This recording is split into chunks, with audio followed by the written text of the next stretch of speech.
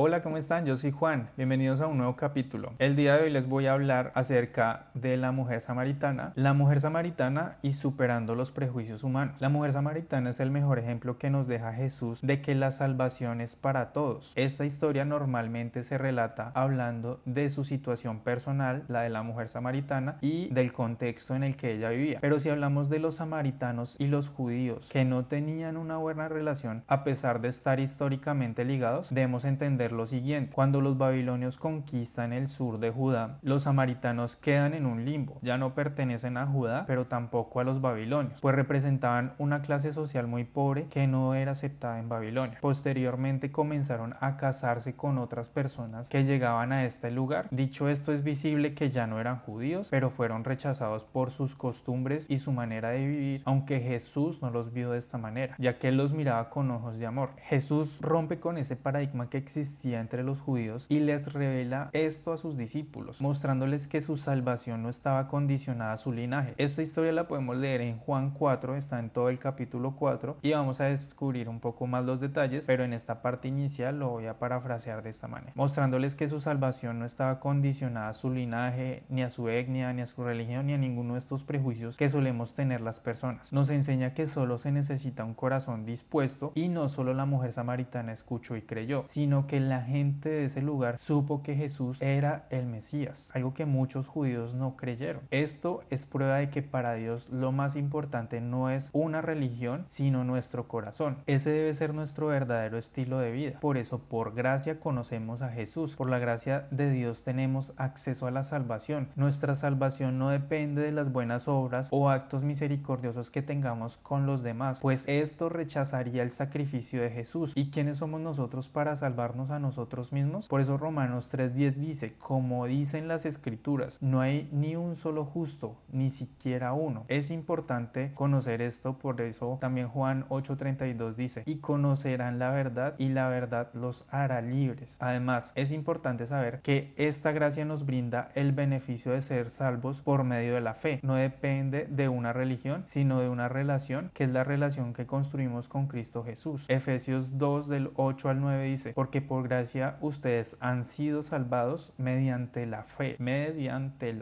no por obras. Y esto no proviene de ustedes, es el regalo de Dios, no por obras, para que nadie se jacte.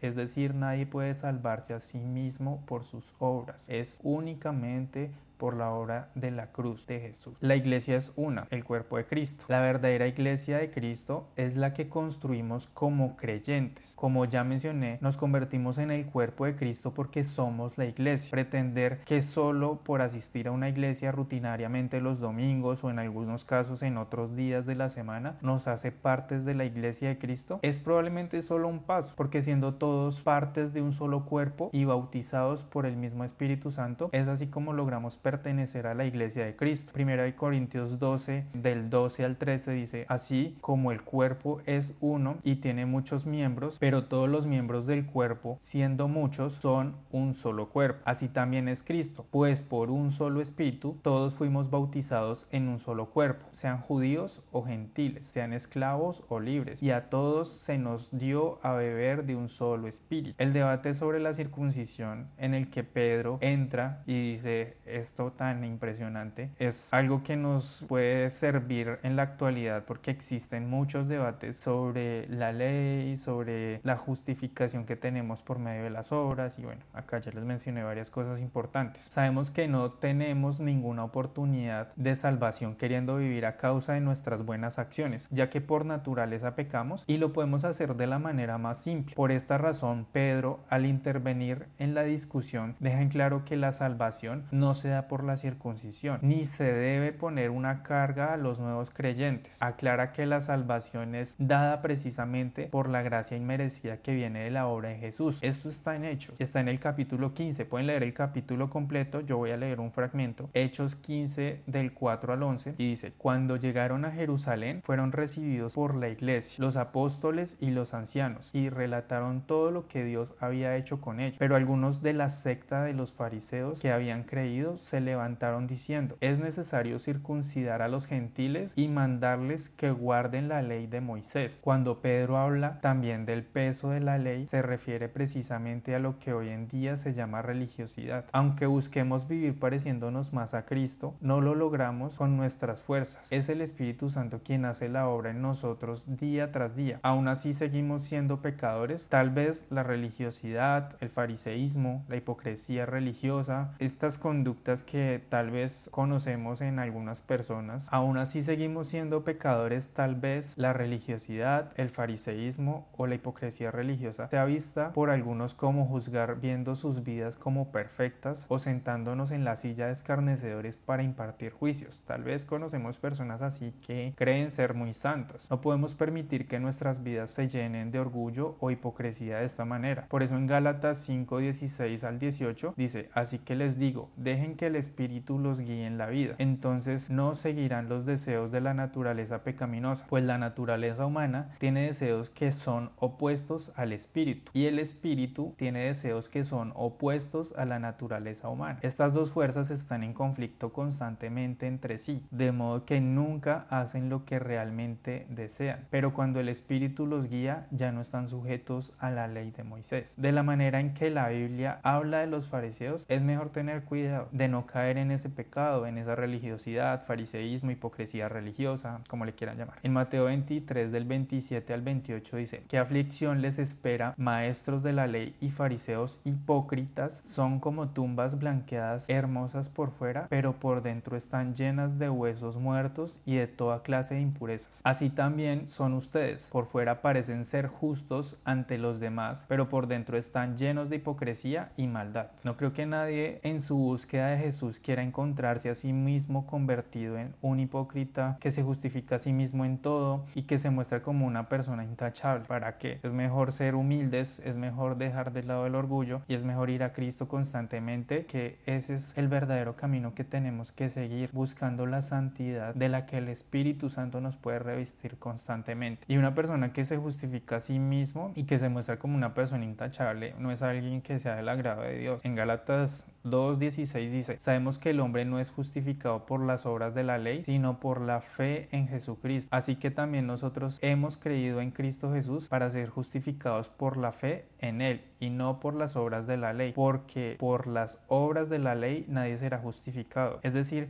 que aquellos que se creen tan santos o aquellos religiosos que siendo cristianos y que creyendo las verdades que Jesús nos ha mencionado y las convicciones que el Espíritu Santo nos ha dado, tal vez crean que pueden ser justificados por medio de su misma pureza o santidad, y es imposible. Sabemos que la justificación viene por la obra de la cruz, y hoy 2000 años después sigue siendo un tema controversial, y por estas mismas razones existen quienes confunden o han creado sectas que no enseñan la verdad. Por eso tengan cuidado. Por eso hablar sobre cómo nos dividimos constantemente a causa de todas estas cosas es un tema que Jesús sabía que ocurriría, y con la mujer samaritana nos dio un ejemplo que la palabra es para todo aquel que tenga un corazón dispuesto. También se vio con la discusión en la que Pedro intervino acerca de la circuncisión. Precisamente esas mismas discusiones siguen existiendo en la actualidad, y por eso lo que les menciono, existen sectas o existen personas que quieren venir a confundir. Y con la mujer samaritana también nos dio pues el ejemplo de que la palabra es para todo aquel que tenga un corazón dispuesto. Probablemente este debate continuará y seguirá dividiendo a muchos, pero qué mejor que el Espíritu Santo para darnos el discernimiento necesario, y qué mejor que saber todo esto con el fin de no ser parte del problema en medio de todas estas situaciones. Por eso la unidad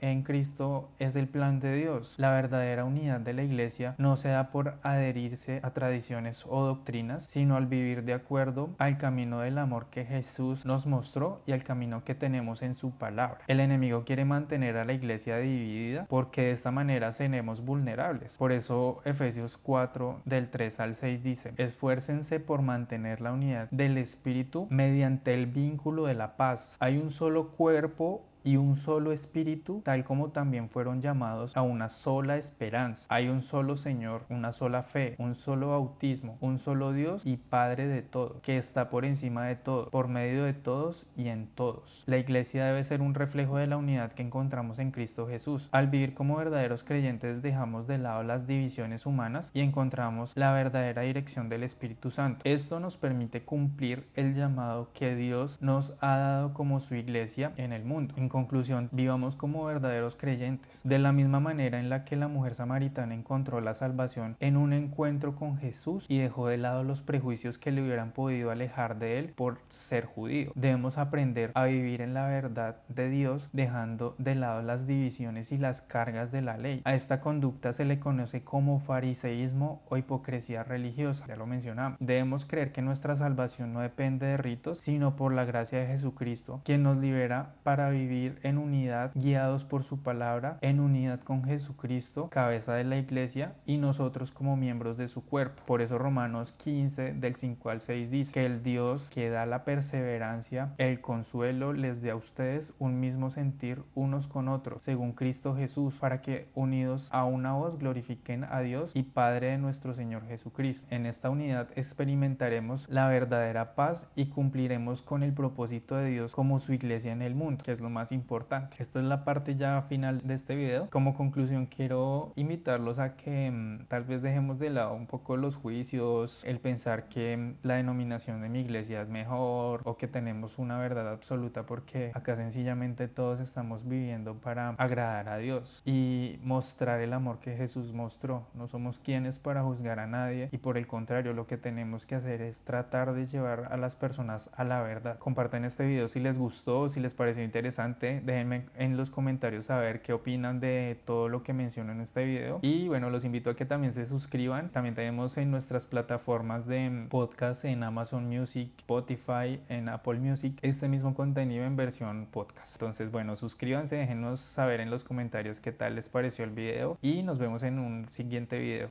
Adiós.